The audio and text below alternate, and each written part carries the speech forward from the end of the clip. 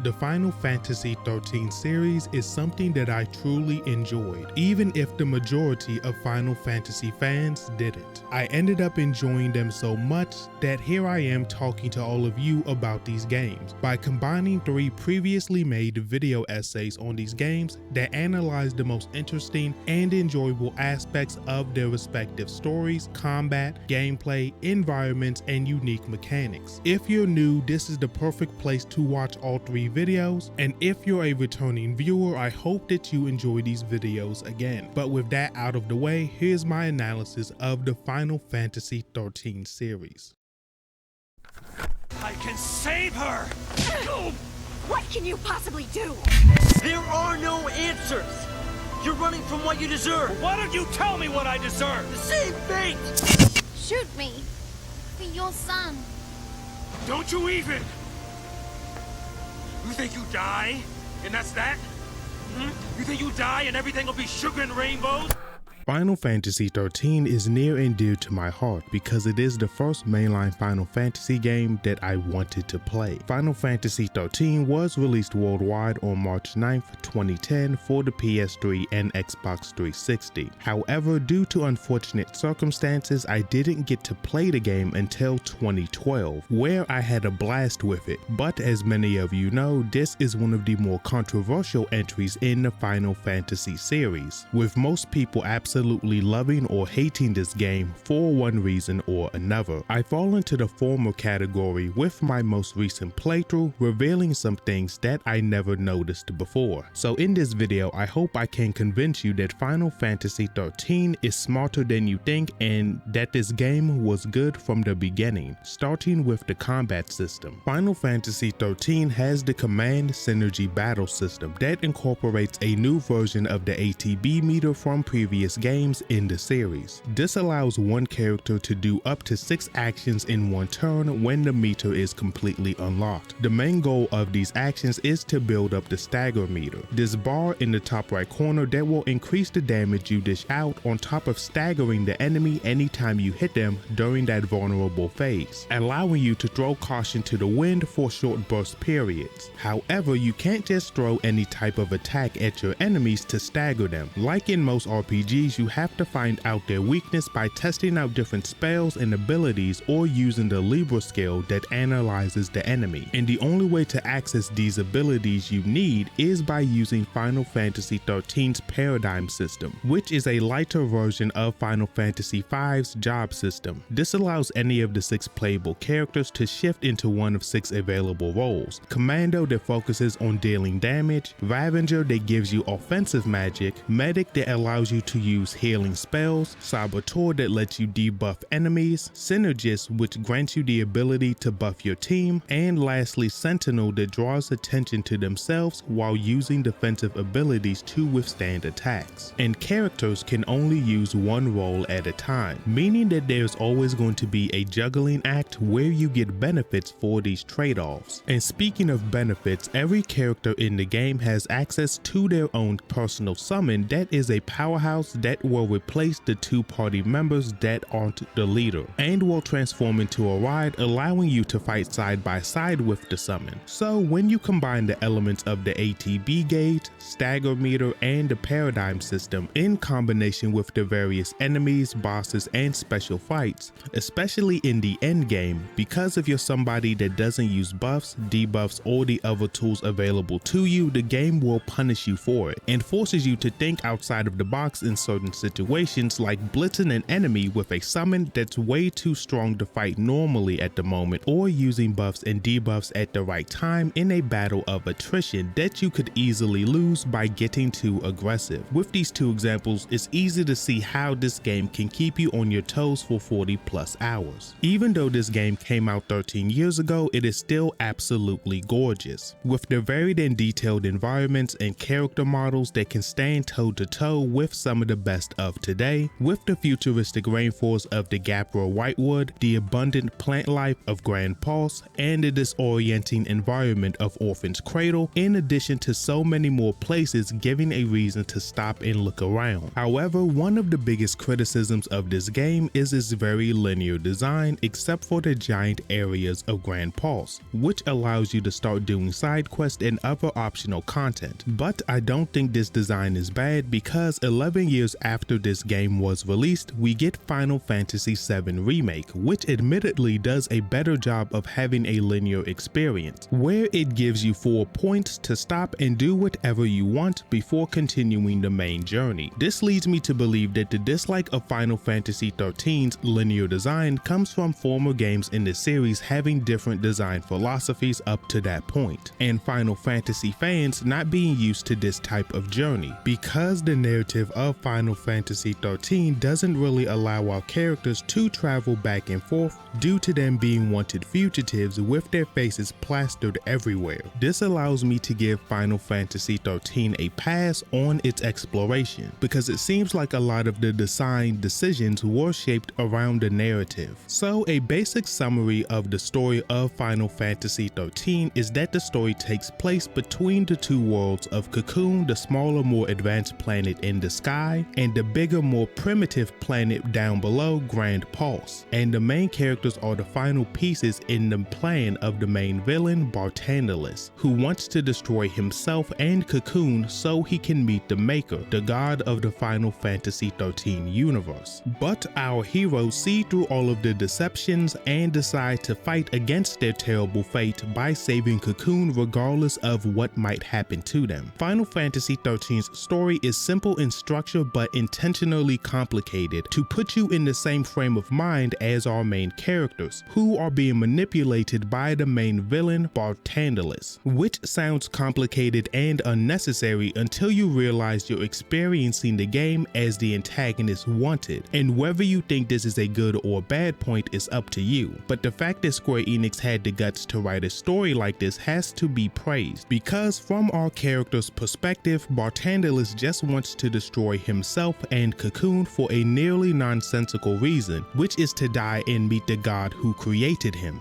But when you get into the data logs, which are similar to Kingdom Hearts secret reports, you realize that you're seeing the final stage of a 700-year plan, with Barthandelus manipulating the worlds of Cocoon and Grand Pulse into a giant war, getting beings that are just as strong as him to do his dirty work without realizing it, sending Cocoon soldiers after our main characters so they train their new powers and become stronger, on top of faking his death to make sure our main characters follow the path he laid out. Final Fantasy XIII is the type of story that demands your attention and forces you to think about the intentions of the characters you're following in addition to everyone in the main story. But most people won't follow a story like this to the end if the characters are subpar. So let's talk about the main cast of Final Fantasy XIII. This cast is unique for Final Fantasy because within the series most characters team up to accomplish one goal and stick together from that point. But in 13, they make it very clear that these people are only together due to circumstance, and they even split up in the early portions of the game, as Lightning's detached attitude acts as a mask for how angry, confused, and scared she is. Snow loves the idea of being a hero only to mess it up every chance he gets. Vanille's overly positive demeanor hides her guilt over the things she's done. Fang tends to say what people want to hear and mask her intentions on multiple occasions. Hope is the youngest character in the main cast and had his life flipped upside down, which resulted in him being whiny and misplacing his anger. And lastly, Saz is the oldest member of the group, and he's just a jaded old man who is trying to do right by his son, leading him to run away from his problems instead of facing them. All of these characters have very obvious flaws that are tackled and addressed, allowing you to see the growth through their journey and how they face similar situations after confronting their flaws. This leads to some emotional moments that I think stand toe to toe with some of the best in the series. If you can't tell, I love Final Fantasy XIII. I want more people to experience it, but I won't act like the game is perfect. However, I believe that the game delivers a satisfying experience with gameplay and narrative. As someone who has played this game for the 5th time now, see more than ever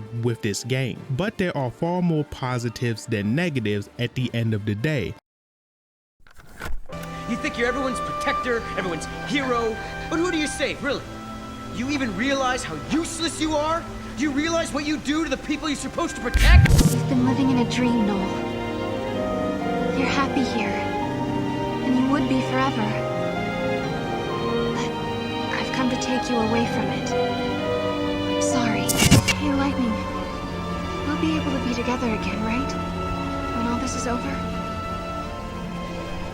Final Fantasy XIII 2 is what people think Final Fantasy XIII is. This game was released on December 15th, 2011 for the PlayStation 3, Xbox 360, and was ported to PC in 2014. It was the follow-up to the controversial Final Fantasy XIII and was still a part of Square Enix's Fabula Nova Crystallis, which was supposed to be a shared mythos that could be changed and recontextualized between the Final Fantasy XIII series, the Final Fantasy Type 0 series that ended up being one game, and Final Fantasy XIII Versus, which eventually became Final Fantasy XV after getting rid of nearly all of the connections to the other game. However, this could be rectified if Vernon Rex becomes its own series, taking the place of Versus 13, because this whole story was to contextualize the period in which Final Fantasy XIII-2 was developed. It was supposed to be one part of a grander narrative instead of just being the midpoint of the Final Fantasy XIII series. So with that being said, in complete sincerity as a Kingdom Hearts and Draconeer fan, let me explain why Final Fantasy XIII-2 is the most confusing game I've ever played.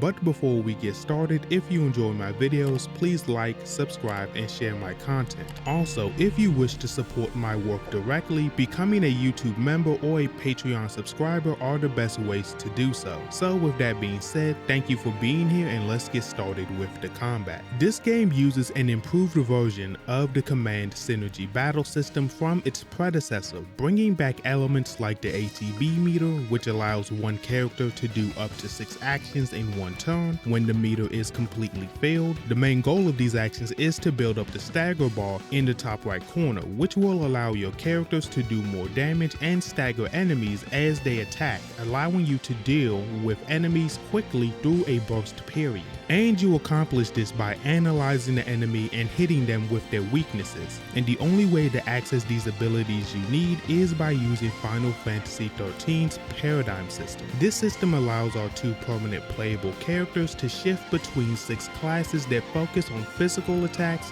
magic attacks, healing, buffs, debuffs, and defense. But this is where Final Fantasy XIII-2 separates itself from its predecessor. Number 1, your 2 characters get an improved leveling system that allows them to obtain all 6 classes early into the game, on top of other bonuses based on your own choices through their leveling trees. However, you might be confused as to why I'm saying 2 characters when there are 3 on screen, and that's because the second change in Final Fantasy XIII-2's combat is the Paradigm Pack that allows players to collect monsters they fight along their journeys, and these monsters take the place of the third-party member. But you're only allowed to have 3 equipped during the battle, and each of them only have access to one of the 6 classes, meaning that you have to be careful about how to build your party. Do you build upon what your main characters are good at, or try to make up for what they lack? Create an ultra-aggressive team, or rather become very defensive to win a battle of attrition?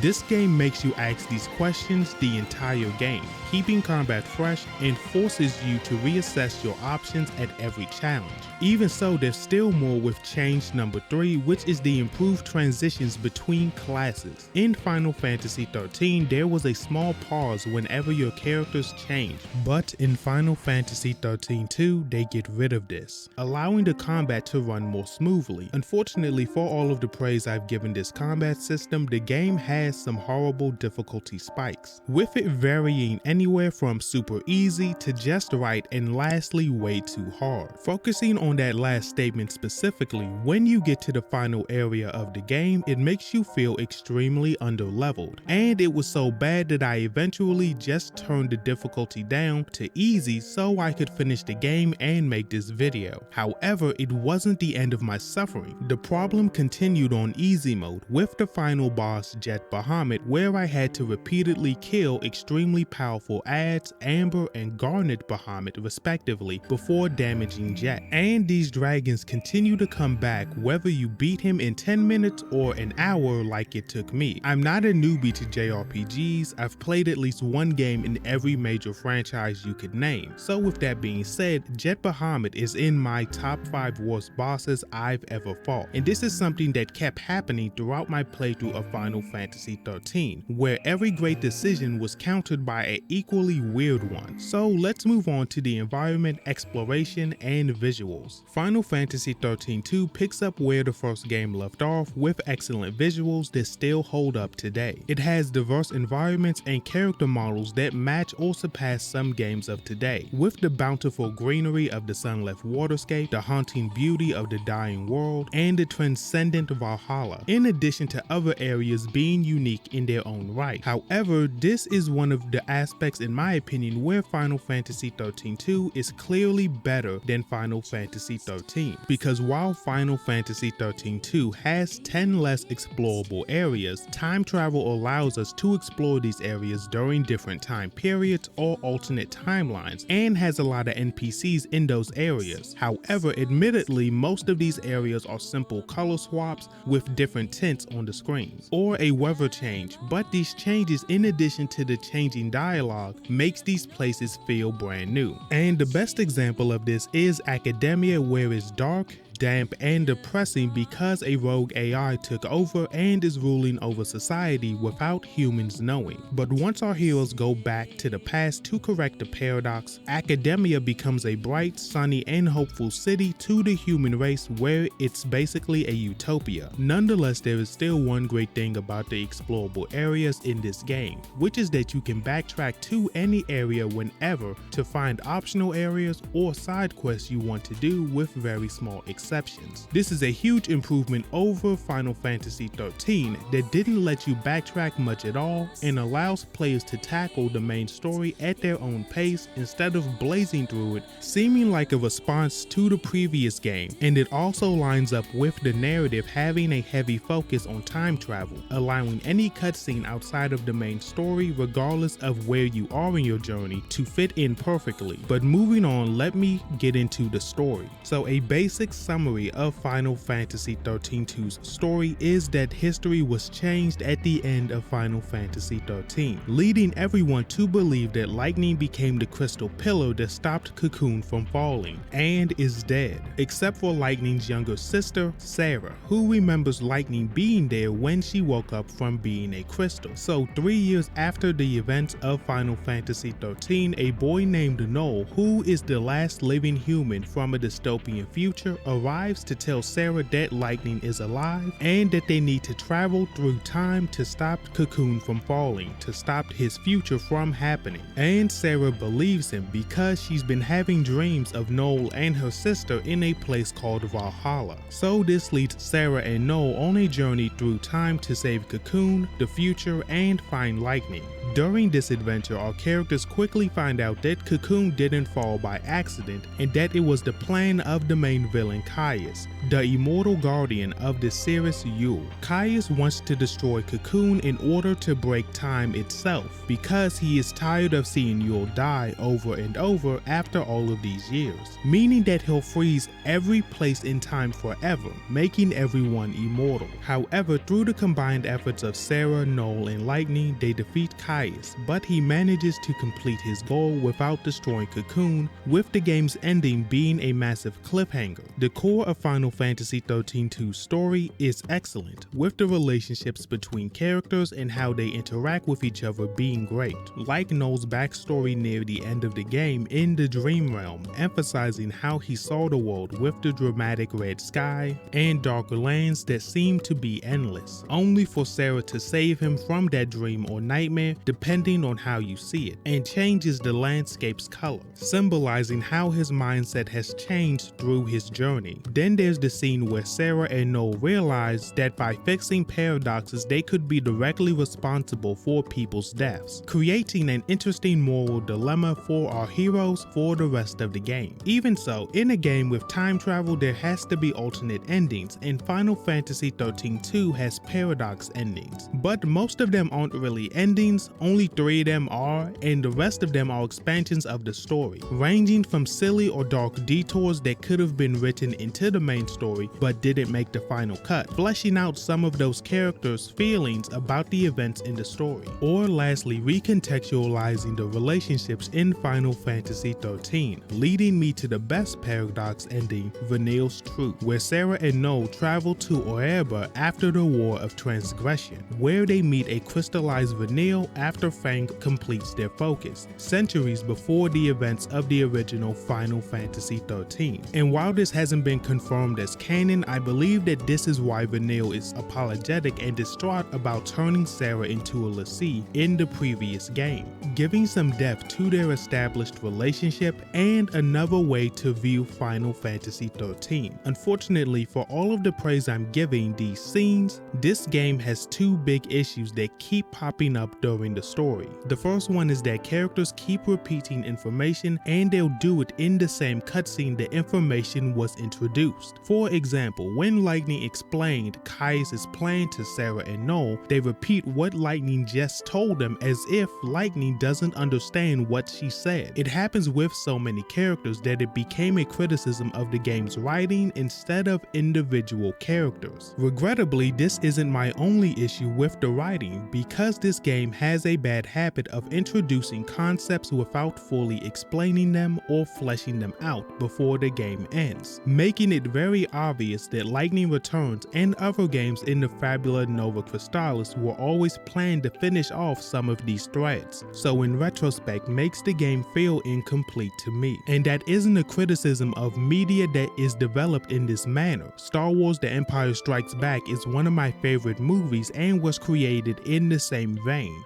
but the key difference between that movie and this game is that Star Wars Episode 5 only had to set up 1 movie, whereas XIII-2 had to be in line with 3 future projects, with one being a direct sequel, another never getting made, and the last one turning into a completely different project, leaving Final Fantasy XIII-2 as a small part of a giant narrative. Also, depending on how Lightning Returns finishes these points, my opinion may change. And even though I have my issues with this story, I found myself enjoying the characters within it. One of the big things I remember hearing about this game's release is that the characters are bad or boring, which I don't agree with. Unfortunately, the characters don't get enough moments to capitalize on their good points or make themselves relatable to players, with Sarah having an internal conflict due to her memories being distorted and having codependency issues come to the surface, like making decisions, identifying her feelings, and even communicating at some points. This is shown through her clinging to Snow as he fades away and biting her tongue after meeting Lightning.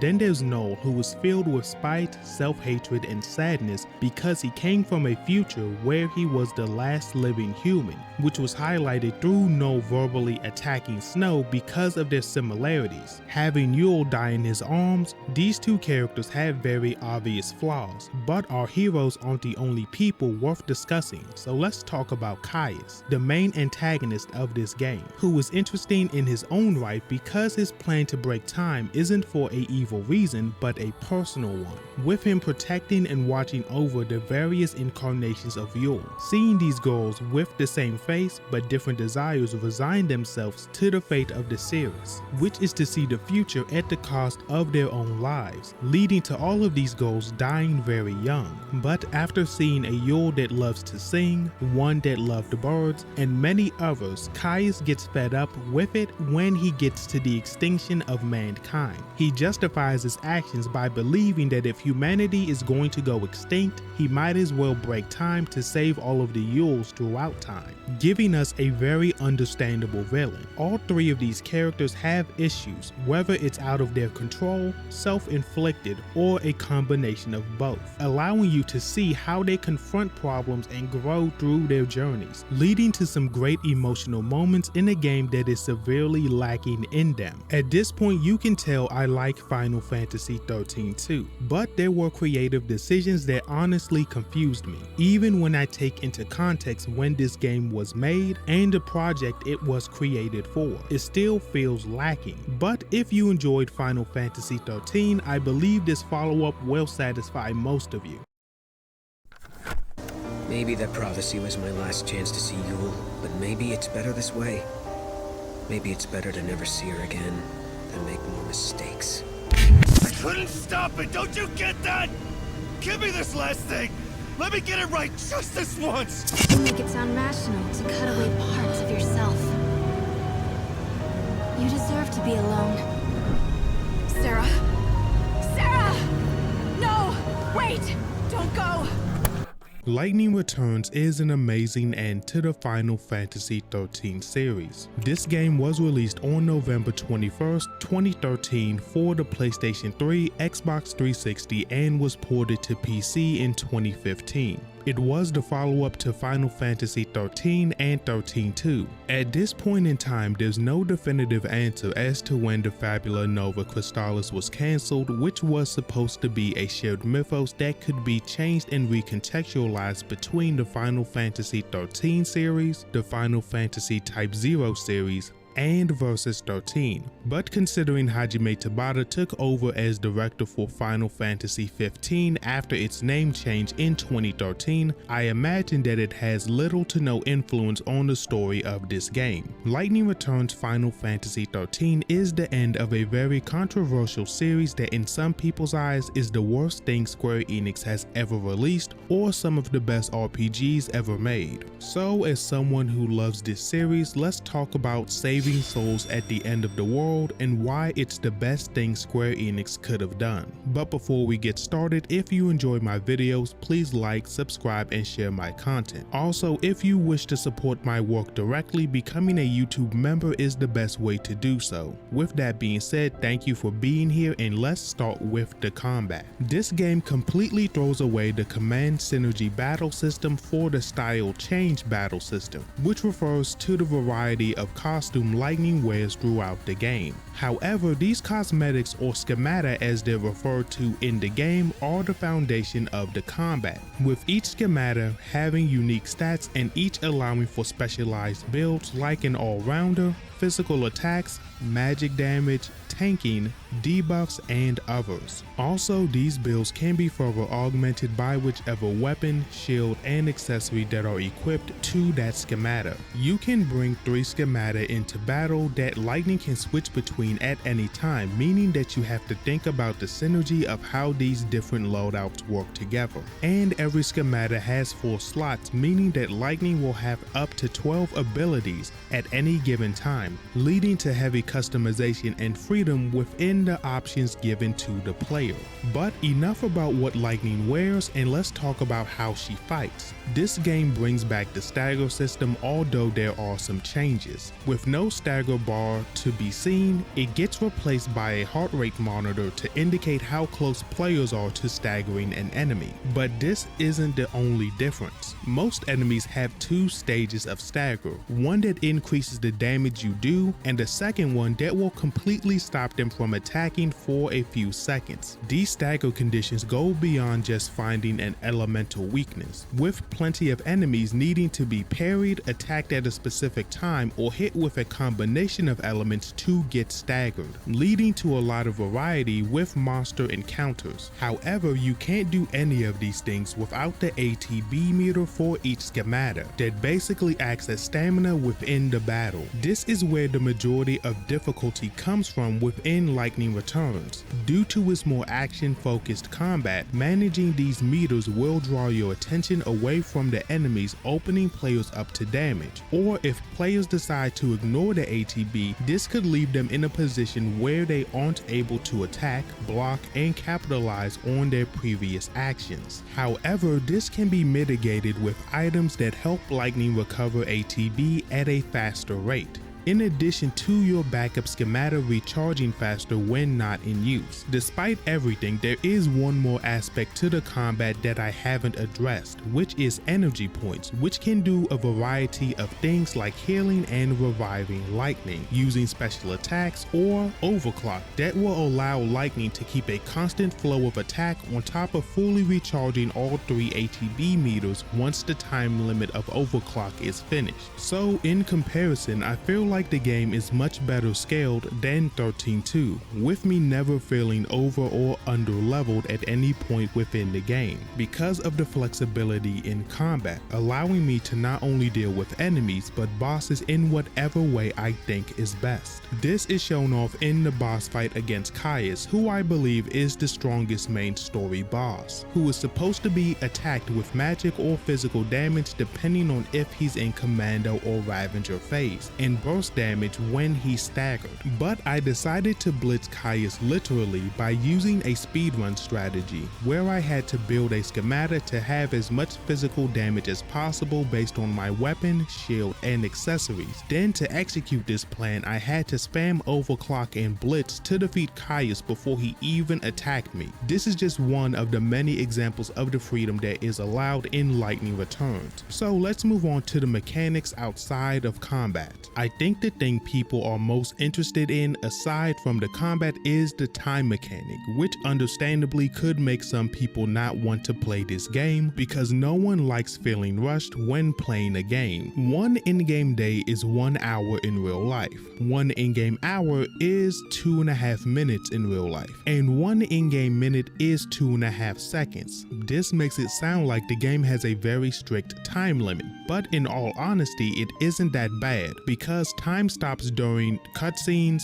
battles, buying stuff at shops, when the game is paused, and special occasions like the final day. But the most important and best way to conserve time is with the chronostasis ability that stops time for 30 in-game minutes or 75 seconds in real life for the cost of 1 energy point that can be recharged by fighting some enemies. So as long as you're consistently defeating monsters instead of running away, which will lose you an hour of in-game time, you will have more than enough to do whatever you want. For example, in my playthrough, I completed the 5 main story quests in 6 days while averaging 3 hours and 45 minutes per day over 14 days, including the final day, which is just the final dungeon, 4 optional bosses, and the final boss, which gave me a week within the game to do whatever I want, and that time was mostly spent by completing side quests that are somewhat necessary to completing the game, since this game doesn't have a traditional level up system. Instead, Lightning will get stat increases for all of the quests she completes,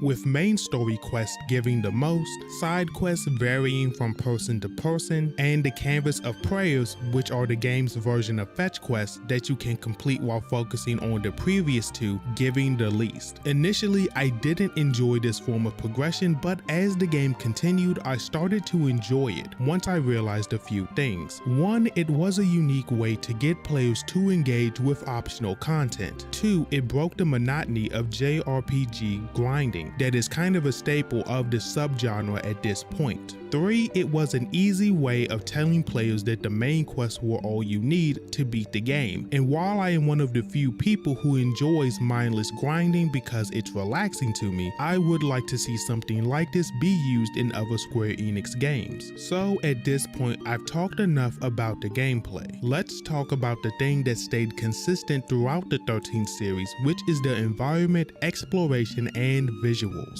Starting off with the visuals, it's very obvious that they're reusing assets from the first 2 games to fill out parts of this world. But that's okay because Lightning Returns picks up where the first game left off with excellent visuals that still hold up today. With the holy city of Luxurion, the harsh sands of the Dead Dunes, the vibrant city of Usanon, and the unrestricted nature of the Wildlands. This is another place where Lightning Returns is unique compared to what came before, with Final Fantasy XIII being an extremely linear game, with it opening up very late into the game. Then Final Fantasy XIII-2 has less than 10 explorable areas, but due to time travel it allows us to explore these areas during different time periods or alternate timelines at any moment after unlocking them, making them feel fresh. But Lightning Returns takes a completely different approach, with all 4 of the game's major areas being explorable from the start,